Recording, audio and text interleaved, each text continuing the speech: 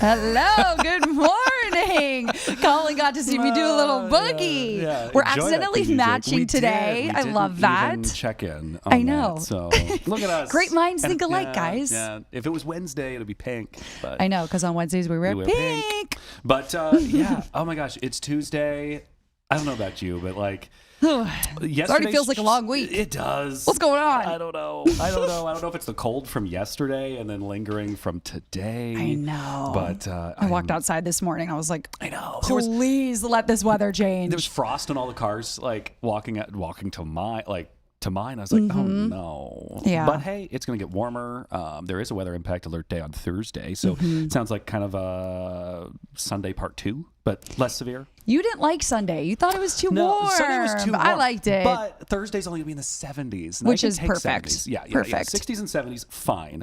80s, that gets way too warm for me. And you're a big Celine Dion fan. We gotta address the elephant in the room. I know, and I'm so excited. There's Well, a it was lot just of rumors. announced, yeah. It's a lot of rumors. We don't know if it's confirmed or not, but Celine Dion might be going back on tour, or at least having a few concerts. I have always said if she announces concerts again, You're going. will drop a paycheck, like done. If there's a scam, that will be the one I fall for. No. We'll get more into Celine will. coming up in this show. Oh, but I could fill an hour. Yeah, Yeah. I could too, talking about her all day long. Well, our top headlines today, we're talking about Dublin redistricting. We're talking about how Ohio Health, they're expanding their emergency department in Pickerington, as well as an inpatient facility to help address the need over there. And then BBB, they're talking about scams. Right, especially as people are starting to put their houses back together after Sunday's hailstorm and then the windstorm from 2 weeks ago. What to look out for in contractor scams. But also, a lot of people are getting text messages that look like they're from the BMV. Me. But they're not. So how to avoid I'm a that. victim. And then a special from Meredith talking about space junk. I know. We're polluting space, unfortunately. Earth and space. All right. Happy Tuesday. Okay. Let's talk about TSA backups this morning. Our Kristen McFarland, she was at the airport. Yeah. John Glenn. The lines look bad, especially like in her 5 a.m. hit. Yeah, and then they calm down pretty quickly. Yeah. But that 5 a.m., which is, kind of typical for the airport there. I mean, it did seem longer than usual, but, Columbus, as we've talked about, is arguably a very early morning departure airport. When you see that all the flights are in the morning. All those flights leave at like 6 a.m. So there was that line, especially she was standing at Concourse B, which is like American United. And at that point, it looked like the line had stretched all the way out to like the ticket counters. So I know people I was kind of scrolling through social media on Reddit, and somebody posted in the Columbus Reddit page from this morning that they stood in line for about 45 minutes at the Sea Gates, which is Southwest. That's pretty long. That's long for Columbus. That's a while. Nowhere near the like 3 and 4 hours that we're talking in like Atlanta and Philadelphia. It's still inconvenient. But Kristen did talk with a few travelers this morning when she got there in that first initial rush. And this is kind of what they had to say about it. Your initial reaction, did you think it was going to be like this? I was hoping it wasn't, but I'm not completely surprised. We still have like an hour, and like I said, I've never been stuck here too long, but hopefully they give us our money back if it takes too long. Buy that insurance on your ticket. Yeah. I do it every single time. Really? Yes, because of everything that's happened since like 2020. Fair. You know what I mean? Yeah, Like you never know. You might as well just have the insurance on it. Yeah. So are you a person who gets to the airport early? Yeah, I don't know. Okay. Like an hour. It depends what Yeah. airport, because we talked does. about like the Dayton airport, super Walk right on easy. through. The Cleveland airport really is never bad either. And the Columbus one, a breeze. Yeah, I am firmly the person who plays chicken with my flights. Yeah. Which it's going to bite me one day. I know that, but I'm not getting there 90 Well, minutes to 2 hours beforehand. I know that is way too long. I don't like sitting in the gates, but we know all of this is happening because of the partial government shutdown. And TSA workers, they are not coming into work because they are not getting paid right now. Right. And a lot of them, they cannot afford it. They have children, they have families they're providing for, and they don't have the time to come into work and not get paid. And we actually spoke to a TSA agent here in Columbus about what this experience has been like for her. It's been tough. It takes a toll, especially not getting paid, and you're wondering in the back of our minds while we're working, how are we going to feed our kids? How are we going to pay our bills? But in the moment, we're like, all right, we got to do our job. Yeah, she goes on to say just groceries are Right. expensive. Everything adds up, and she has children, and Right. she can't. She But there's needs money. There is a pride that she also talked about because her mom was Yes. also a TSA agent for like 20 years. So, I mean, her mom's basically been one since TSA became a thing. But yeah, it's one of those things that, you know, this is people's livelihoods that we're talking about here. And, but yeah, so what, as of this week, like 400 TSA agents nationwide have quit, and call outs are becoming more and more common. And that is where we get to how, you know, the government's temporarily trying to fix this, which is by sending Right. immigration and customs enforcement officers in. Right. And we actually have a map that CBS News just Yeah. put out. These are all of the airports right now that have ICE agents. You can see Phoenix. Cleveland and Pittsburgh are really I our need my closest. glasses. Yeah. Lord help me this They're mainly morning. the largest ones. So we're talking, I mean, like Philadelphia. Yeah. I mean, all those like major Houston, ones. Chicago, You can see that screen better Newark. than me. I can. I was like, it's right in front of me. So it's all the three, you know, New York airports. Philadelphia, Pittsburgh is the one that's kind of surprising. I don't remember. Pittsburgh doesn't seem that busy anymore since US Air went away. But Right. Chicago. it is a new terminal. But anyway, Yeah. you know, so so the big question, though, when you're standing in all of these lines, you know, what happens if you do miss your flight? Well, you know, there is a law that protects what happens if you miss a flight due to the airline's problem. This is not an airline problem. So that law does not protect you here. The airline, you know, it's going airline by airline. If you miss your flight due to these long TSA lines, some of them are offering you reschedules. Others are saying, too bad. And I Should've do, showed up I earlier. know, and it's so important to download that app on your phone with your airlines. But Columbus does have a resource, the flycolumbus.com website. We actually have it yep, there it is. And you can check out the wait times at the TSA checkpoint. So I think this is a really cool resource. It is. And if you've got one of those flights that leaves in the late morning, early afternoon, you're golden. Like you're You're gonna breeze through that. Absolutely. You will never wait. But you can see that red was for again my eyesight. 6 they thank you, Yeah. Zenobia. I'm like, I cannot see that monitor, and I just went to the eye doctor. You got Okay. new glasses. I did. Yeah, it's a little blurry. But anyway, so check that before you head out to the airport today or tomorrow as this partial government shutdown continues. All of this happening in D.C., Democrats, Republicans, they cannot agree. The Republicans want the Save America Act passed, which is enforcing IDs and proof of citizenship when heading to the polls. Here in Ohio, we're not really impacted by that because we already have to show our ID to vote. But it would be that proof of citizenship, which would be the key difference there. But the Democrats are saying we're not passing any of this. We want to see changes with immigration enforcement, and they are not meeting in the middle, and it's putting travelers, you know, and TSA agents stuck in the middle. And this has now gone on for what? Almost more than a month Yeah. at this point. So, Yeah. So, and then we just got a new Department of Homeland Security Secretary. Mark Wayne Mullen out of Yes. Oklahoma. He's a senator in Oklahoma. So lots going in DC, a lot's happening in DC, and it's affecting people all over the country and here in Ohio. And TSA, the union that represents these agents, not happy with the decision to send in ICE agents. No. Basically saying, okay, you've got money to do this, but you should pay us Mm-hmm. instead of sending people who aren't trained in our job to do this. Basically saying, come to an agreement, make sure Yeah. that we're paid. And otherwise I it's just going to get worse. I do love that TSA agent that we spoke to, how she said this is pride for her. She has a lot of pride in what she does, keeping people safe traveling through the airport, and it's just not. It's upsetting, you know, that they just can't get it figured out to get them paid. Alrighty, let's move on. Back here in Dublin, we're talking about Dublin redistricting, a hot topic. Yeah, it is. A lot of parents are fired up about that. And there was actually a special board meeting last night where the superintendent, John Marshausen, and he said he will no longer have the final say on the maps, which this is a pretty big deal. Yeah. So this is what he had to say. As the superintendent, I will not change attendance boundaries in Dublin without a formal recommendation and resolution from the Board of Education with specific criteria and the priorities of those criteria. The decision for redistricting rests with the 5 board members. Right, kind of a mic drop moment there for him. He's like, I'm letting this be a decision by the Board of Education. And that's really what they told us overnight in their email, because Right. we asked We for did him reach to come out to on them and talk to us about this. The offer is still extended if you Yes. guys would like to come on and Certainly. chat. Even the board members. Yeah, Because absolutely. obviously this now rests in their hands. Yeah. And that is, you know, what he or at least that was the response from the district's communications person, was that this is a decision that's being made by the board now. And so I have this graphic I want to pull up. This is on Dublin School's website, actually, but so the lighter green color that you're looking at, that outlines what's next in this process with redistricting and the board. So in April, the district should expect a video presentation and community survey. And then by the spring and summer, this middle circle over there, it says the board will have a meeting and then a resolution will be held. And then the final piece of all this will be the map presentation and review, which will hopefully come by October 26th of this year. So still a lot of steps to go, a lot of community engagement, reviewing and decision-making happening. But hopefully by October 26th, there's a decision made. And as we talked yesterday, especially, that, it kind of falls into people moved into where they moved in Dublin and or Columbus so that their student would go to a certain high school.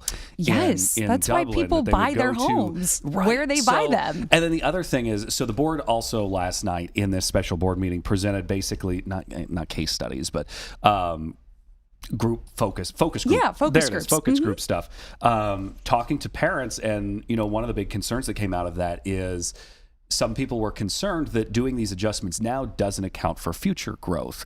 We know a lot of the issue revolves around Scioto High School. That is the crowded one, and that is the one that's really on the east side of the river. It's the Hard only road. it's Hard Road. It's the Behind only, the Kroger Sawmill. Yeah, Sawmill Dublin. Kroger. Sorry. Oh yeah, that is where that is. Right over there. Lifetime Fitness is over there. Those are my old stomping grounds. That's why I know. But yeah, so I mean, and we always talk about how Olentangy, I mean, they are like building new school after new school. They have that Delaware's room adding one to grow. Yeah, Delaware. They have that room to grow, but I feel like Dublin's a little landlocked at the moment. So we're obviously going to keep following this. For and sure. Yes, the Board of Education, if you guys want to come on, you absolutely can. Okay, well, coming up, we have Jay Fox from the Ohio News Network coming on. He's talking about state news and a really, really important Hyundai recall. Major recall. Yeah, this is ties really all the way back serious. here to Ohio. So we're back in 2 minutes.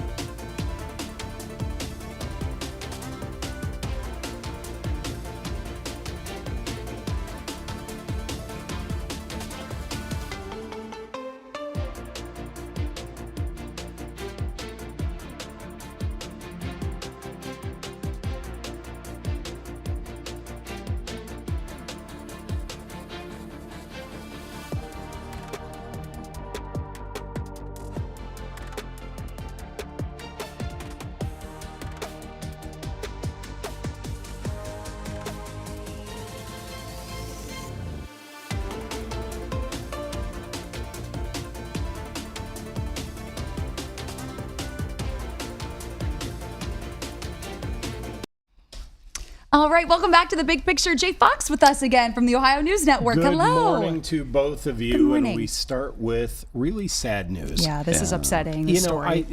I'm a parent. I have 2 girls. They're your age. And just hearing about this just makes me weep. This poor girl, she was 2 years old, and Yeah, this story is out of Northeast Ohio. It happened in they are from Cuyahoga Falls. From Cuyahoga And this Falls. incident with a Hyundai happened in Akron, actually. outside of a storefront in And Akron. do you think we should play the body camera Yeah, sound first to let's- paint the picture? Yeah, Yeah. listen, this is from the police up there. This is the father after this incident happened where a 2-year-old ended up dying. Correct. I don't know if it's a weight manually to take them out. Like right now, it's not working. Yeah. Right now, I'm trying to put it up. It's not working. I don't know if because we pulled it up so hard or something. So now you see, see it's on the floor. So the motor is. I don't know. Okay, so just like that. Mm-hmm.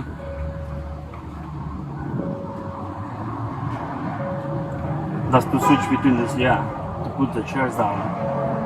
Okay. All right, yeah.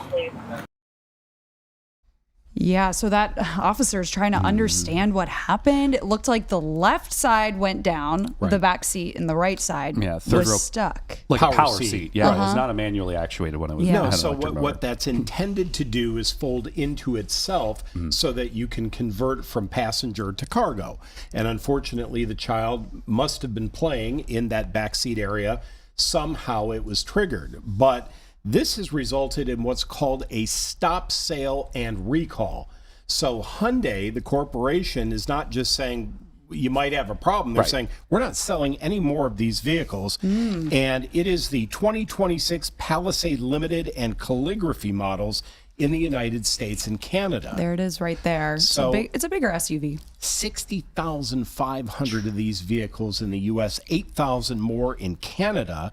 And there have already been 4 other reports, fortunately not of death, but of injuries related to this, because what they're supposed to be is some kind of a sensor that tells you, boop, boop, boop, something's there, so it would stop. It didn't. So for now, what Hyundai's going to do is they're sending an over-the-air update for your onboard computer system that allegedly will fix the problem temporarily. But then on May 16th, they're sending out the recall letters to all the vehicle owners. So what you have to do when you get a recall is you go to the dealership and they fix it, and it costs you nothing. That's almost 2 months away, though. I know. And I was surprised by that date. Because if they've already issued the stop and don't sell, I mean, that's about as serious of a recall as they can issue. Think about how many cars they have to take care of. I mean, 60,000. that's a It's lot. tremendous. It's huge. Yeah. Jeez, well, that's upsetting. Make sure if you have that car, you take that issue very seriously. Well, let's go to the other side. Let's talk about Miami. What is this? Yeah, Somebody- what is going on? It's not always great to be king. Let's just put it that way. This is called the Miami King Midas scandal. Do you guys know what a King Midas scandal is? No. I didn't know either. It refers to a situation where a public official oversteps their authority to make unauthorized, risky financial decisions involving gold or wealth. Now, that sounds like something out of a cartoon or something from like the Middle Ages. Like a pirate, like I got with my some gold. greedy king just stacking gold coins. That's not what happened here.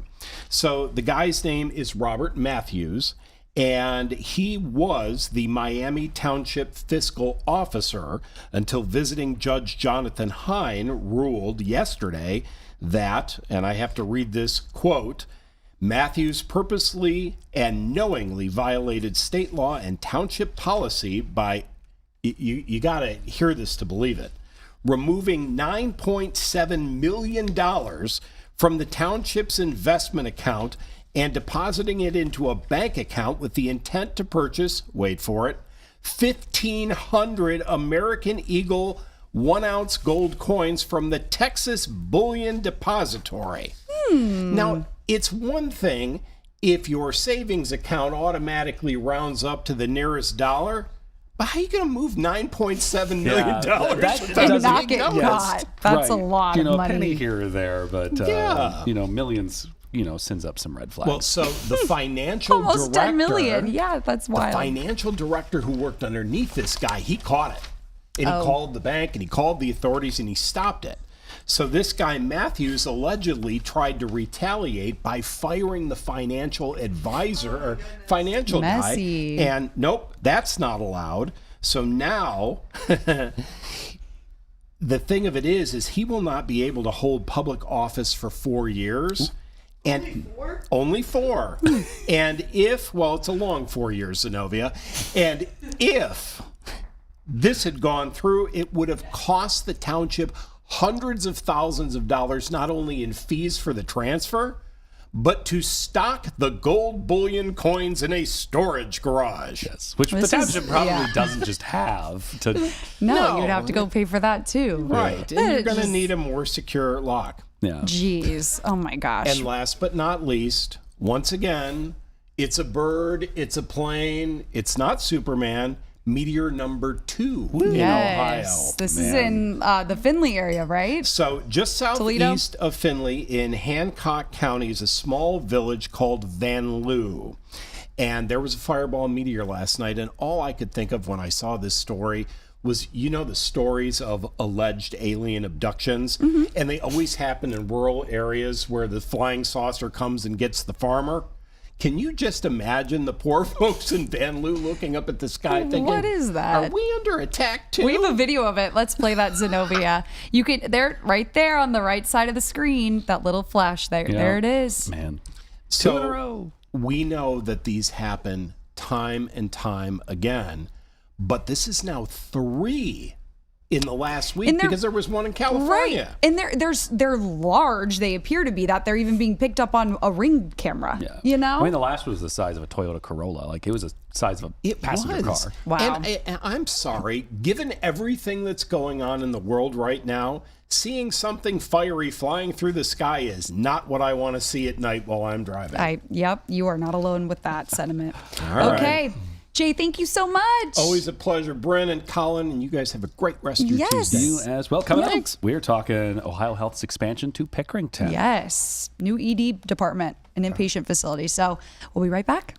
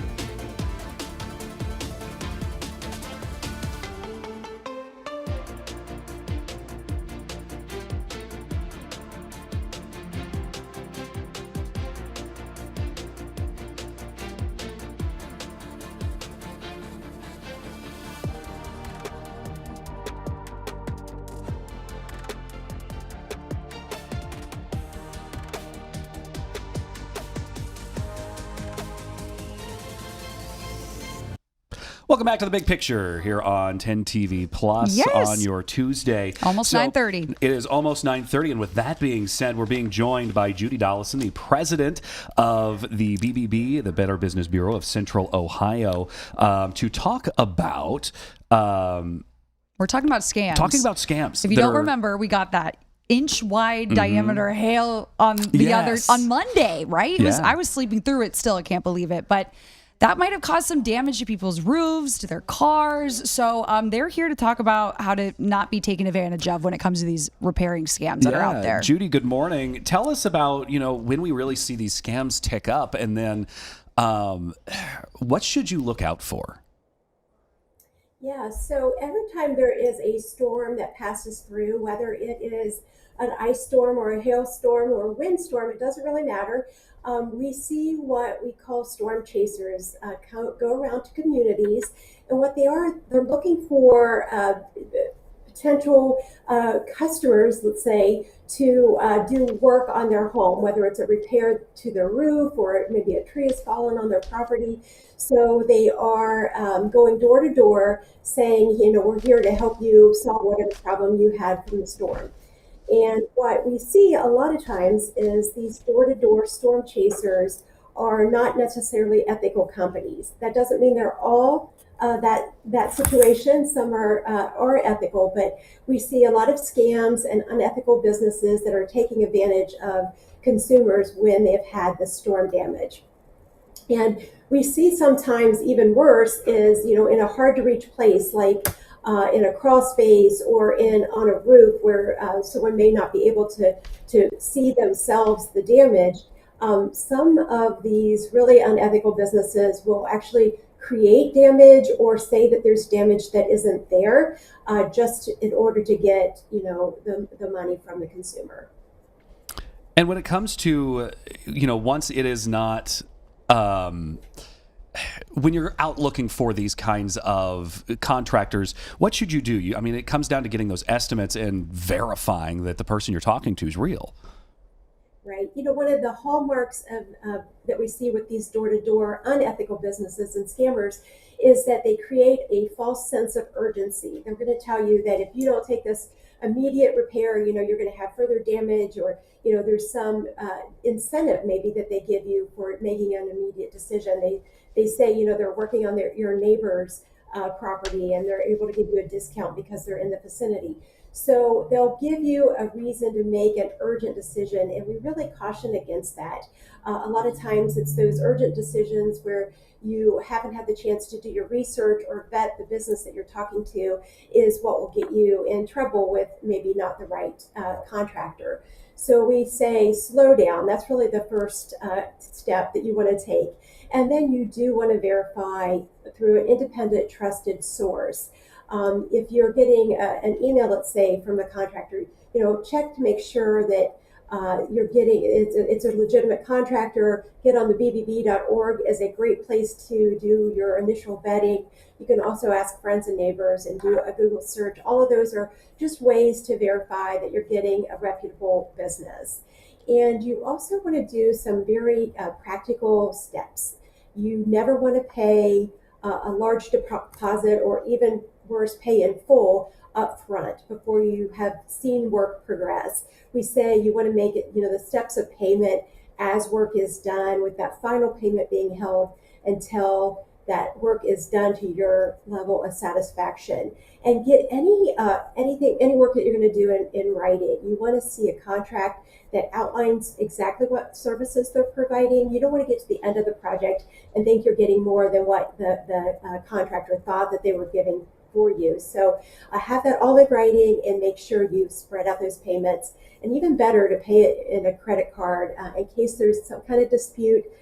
Financial institutions will sometimes help you dispute a charge. Yes, love playing with a credit card on things like that for that reason. And there's another big scam going around. And obviously in Ohio, we know we have a BMV, but we're talking about a DMV scam. Tell us about what, people are getting these text messages out there that are, a bit concerning. And Bryn's got one. Right. Yes. So we're seeing it with DMV, BMV, as well as like toll roads. It's spring break time and people may be traveling. So the toll road scams are starting back up. All do is they send text messages. It's a phishing scam through a text message. They're trying to get you to follow the link that will take you to a scam website and take action of some kind. Sometimes they're very threatening.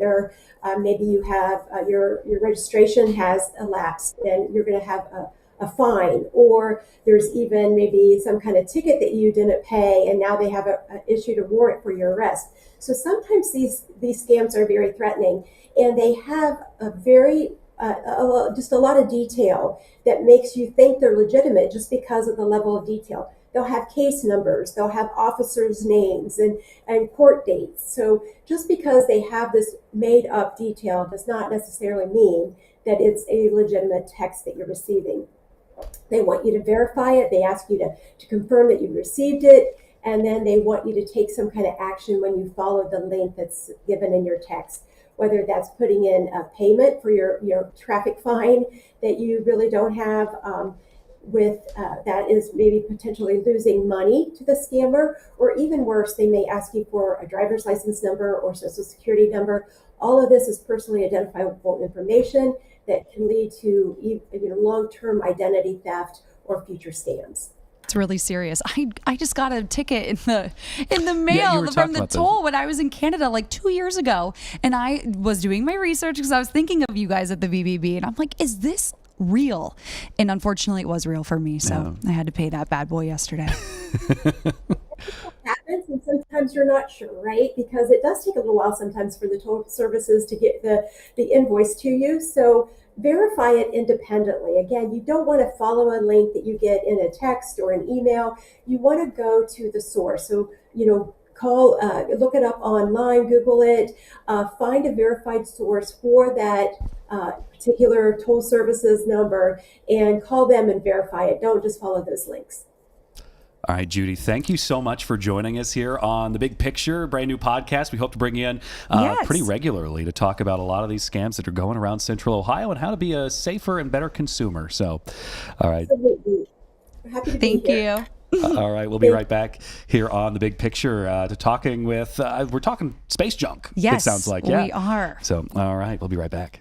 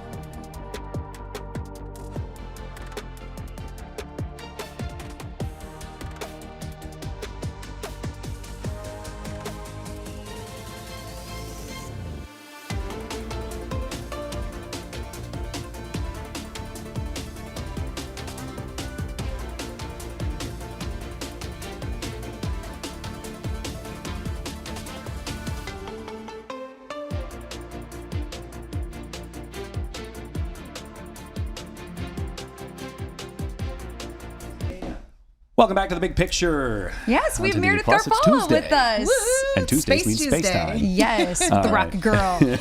We're talking about space junk, aren't we? I know. I mean, you got to think about it. There's a lot of junk out there, but it's way out there. Yeah. It's up in space, and actually it's currently orbiting Earth. And you may not know this, but there's a lot more that gets added even daily with galactic piles of thousands of satellites. We've got space rocket bodies, fragments of debris. It's literally going around faster than you can imagine our planet. That also creates risk for our GPS systems, for all of our communications, but also for future space missions. So, and you spoke to someone at Cedarville. Who did you speak to about all of Dr. this? George Landon, get this, he is the head of computer science and cyber operations at Cedarville University, but he's also working with the Center for Space Situational Awareness Research, CSSAR. It's at the United States Air Force Academy. And he's going to actually talk to us about how you can take space debris and start to remove it by identifying it and classifying it using a ground-based telescopic data. Huh. All right. Take a listen. Yeah, let me get that pulled up real quick.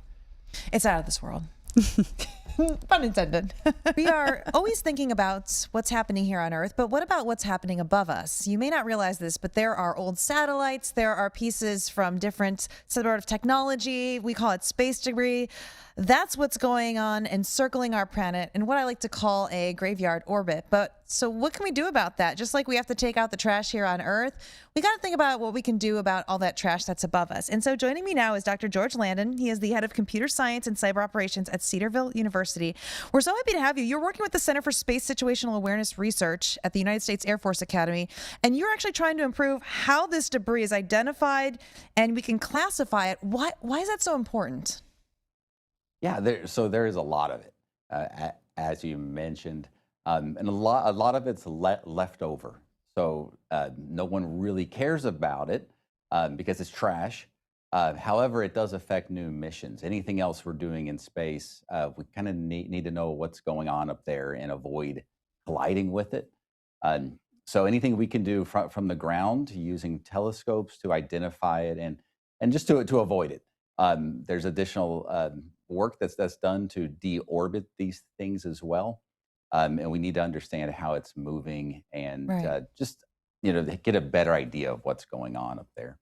So exciting that you're taking part of this project here in Central Ohio. Why should your average person care about the work that you're doing with this space junk? Yeah, we don't pay attention a whole lot, right? Because our general life, we're on Earth.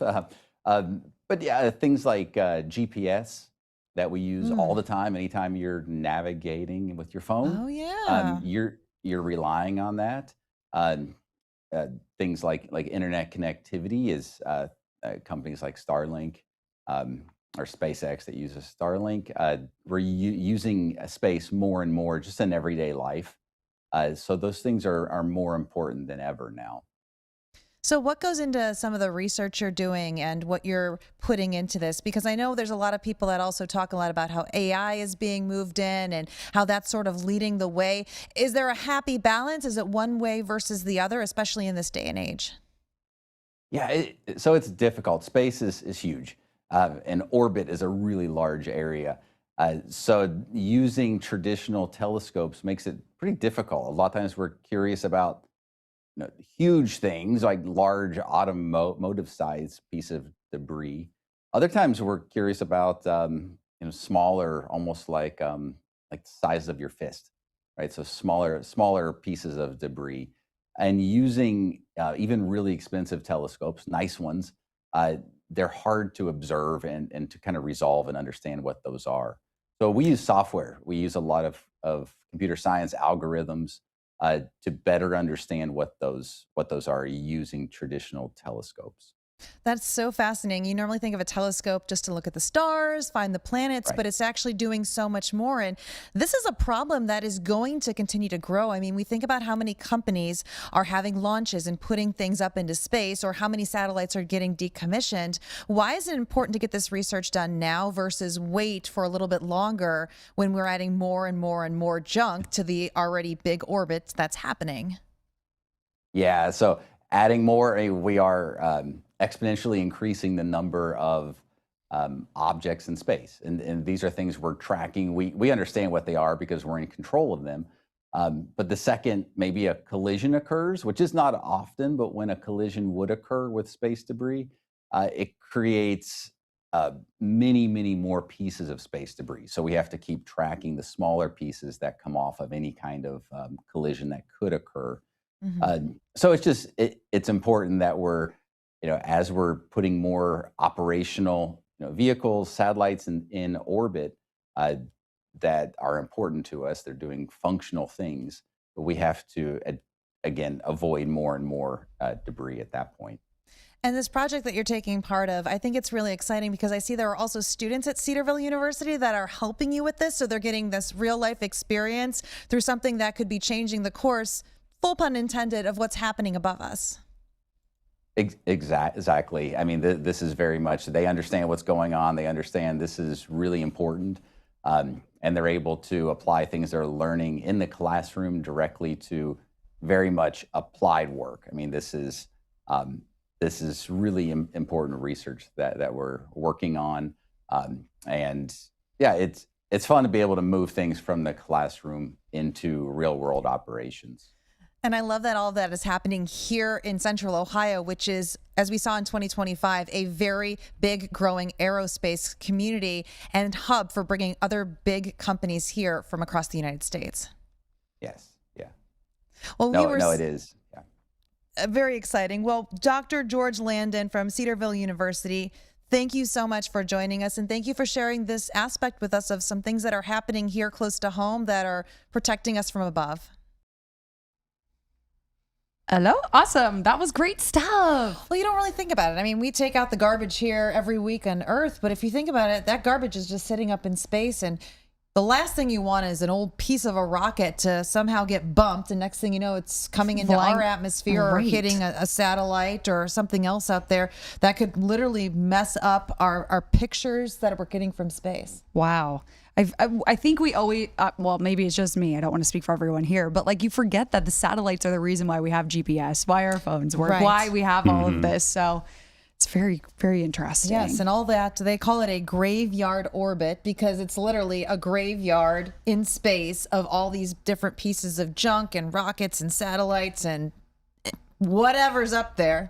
Well, I guess good thing we've only had meteors come down recently and not a piece of an old rocket, right? I know. Although that could be worth millions of dollars, so you can go to eBay. Space junk from the 70s. All right, Meredith, thank you so much.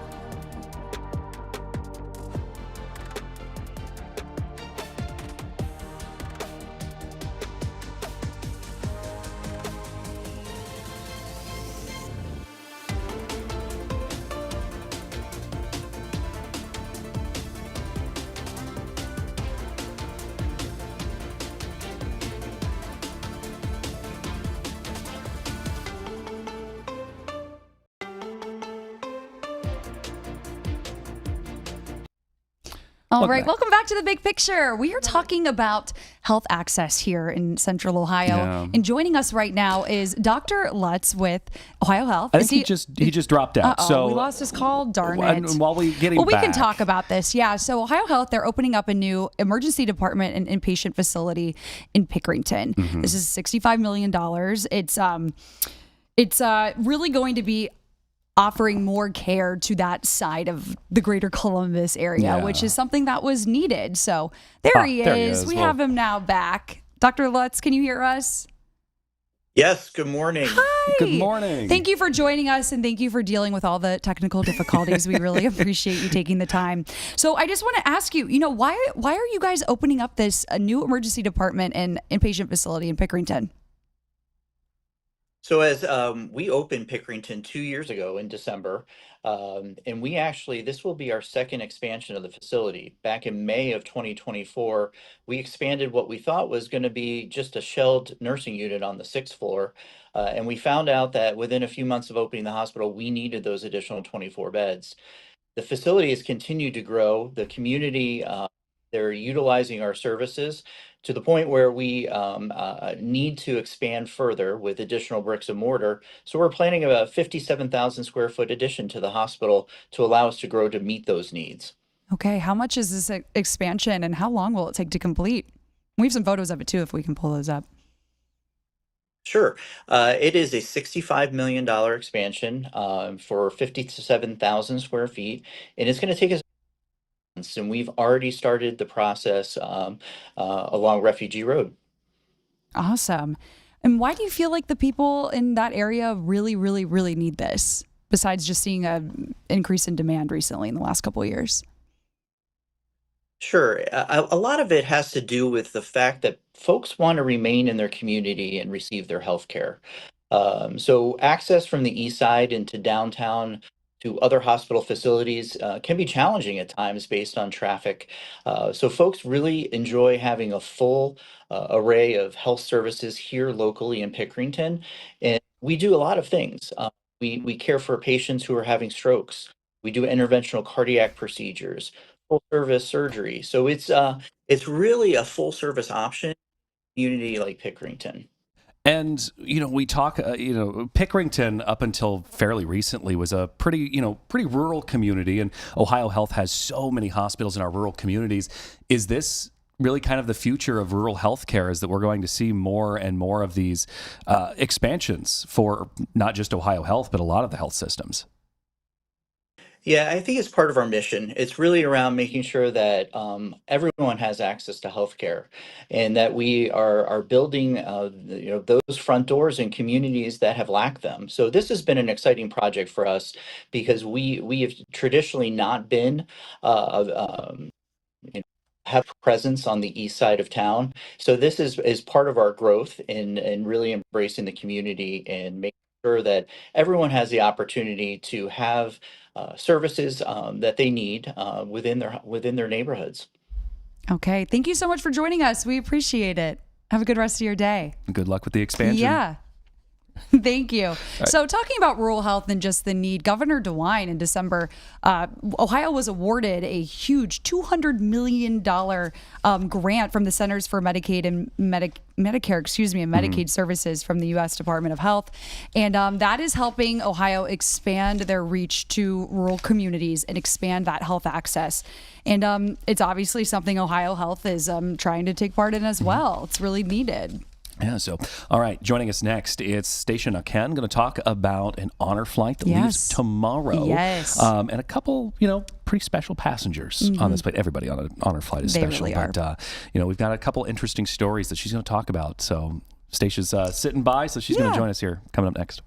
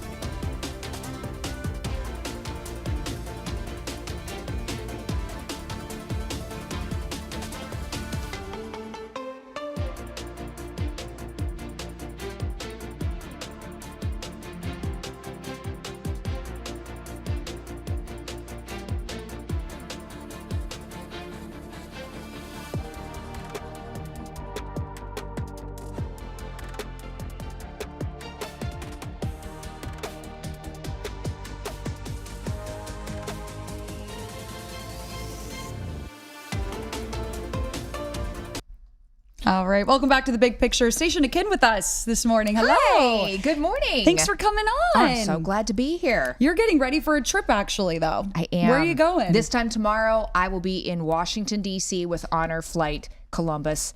And I'm so excited. It's the first flight of the year, and we're going to go and profile some of our local heroes who are getting a trip to see their war memorials and the monuments in D.C. built in their honor. And then at the end of the day, we get to celebrate them as a community with this homecoming at the airport that is just, if you've never been really to one of these cool. homecomings, it's special. It's amazing. And I always say to people, you don't have to know someone to show up, to be part of this. Last year, I brought my son. He was on spring break, and we didn't know anybody who was coming home on the Honor Flight. We just knew Honor Flight was happening, and we made a sign. And I told him, I said, we'll just go. And when the veterans come home, you just stick out your hand and shake a hand. And it was so meaningful. It was such a special night. So I hope everybody shows up for the first flight of the year. Out of John Glenn, or is it out of Rickenbacker? It's out of John Glenn, and you don't have to worry about security issues or anything. Like if you come to the homecoming tomorrow night, it's not past TSA. It's right there in the main part of the airport where we can all just be and celebrate, and there will be hundreds of people there, and it's so much fun because you can really see how much it means to the veterans to receive this homecoming. Many of them didn't get this, especially our Vietnam veterans. They didn't get a homecoming like this. So it's an opportunity to celebrate them and give them the homecoming they always deserved. And for some of them, it's their first time going to see these memorials. Yes. And this is a quick trip, too. It's normally just like you land and you come back. It's a crazy exhausting. schedule. Yeah. They pack it in. There is going to be, I mean, of course, we'll have the wall and World War II and Korea to make sure that our veterans get the chance to see the memorial built in the honor of where they served, of when they served. But then there's also the changing of the guard in Arlington, and that's always so meaningful to these veterans and so special for them. And I was looking at the list of veterans who will be making the trip this year. We have a 100-year-old female World War II veteran making this trip, and I'm so excited to meet her. And I think, oh my gosh. I want to say Mitchell Hill, he's the World War II veteran I talked to around Thanksgiving, who just moved to Chillicothe from Florida to be back with his family. He just turned 100 2 weeks ago. Oh my goodness. And I believe this is the one he's on. It's either this one or the one coming up It in might be the one May. coming up because there was only one 100-year-old veteran. Okay, so he'll be on the one that's coming up in a couple months. Yes, there will be 5 this year in the spring, and then they take a break when it gets too hot, and then there will be more in the fall, and then they take a break when it gets too cold. But there's approximately 80 veterans who will be on the flight each time. But isn't that awesome that we get to celebrate 80 veterans with these trips? Every couple of weeks, they're going to take some veterans to DC, veterans from Central Ohio. And it's such a special day. And we'll be on this trip getting to see the cherry blossoms in bloom. Oh, beautiful. So that will be extra special. I mean, this trip is always special, but I think that's just going to add a little extra something to the day. I do commend all those older veterans who go on this, because my grandfather was a World War II veteran before he passed away. And we asked him, we were like, do you want to go on the honor flight? It's a lot of fun. You know what I mean? It's kind of quick. He was like, I'm not going on that. He didn't want to get on the plane. So I'm like, oh my gosh, these 100-year-olds going to the airport, getting on the plane, going to DC. It's really incredible. Huge day. And this is going to be my 4th honor flight. I am exhausted when I come back, but you're energized in a different way at the same time. I don't understand how these veterans, some of them 100 years old or more. It's amazing. They pack in this day, and they will be more energetic than I am at the end of the day. It's really something. But that welcome home ceremony, I'm telling you, if you are able to be at the airport at John Glenn International tomorrow, if you can be there around 9 o'clock, we're going to there you go. Here's some scenes from the homecoming when we were there in the fall. Every time I'm part of, whether I'm standing in the crowd as one of the folks with the signs like I did with Johnny last year, or, there's Diana Braxton, one of our Marine veterans, or if I'm there on media and I know these folks and I've been able to talk with them throughout the day, I just bawl my eyes out. One year I participated as a guardian, and I had a 93-year-old World War II veteran, a female veteran, and walking out to see her take in that kind of celebration for her service It's amazing. These veterans are so impacted by people showing up in this way. So if you get a chance and you can make it to the airport, oh man, put on your red, white, and blue. Oh, you will be so And inspired. go on down there. Yes. That's so cool. And then Saturday, there's a special event for Vietnam veterans as well. At National Veterans Memorial Museum, it is the Vietnam War Veterans Day this weekend. And on Saturday, it will be a welcome home ceremony. They have it every year at the National Veterans Memorial Museum to make sure our Vietnam War veterans are given that homecoming they didn't get. So this is specifically for them. And on Saturday morning at 10 a.m., I'll be emceeing this event. And we have two really incredible storytellers. We have Will Haygood, who is an incredible journalist and author, who is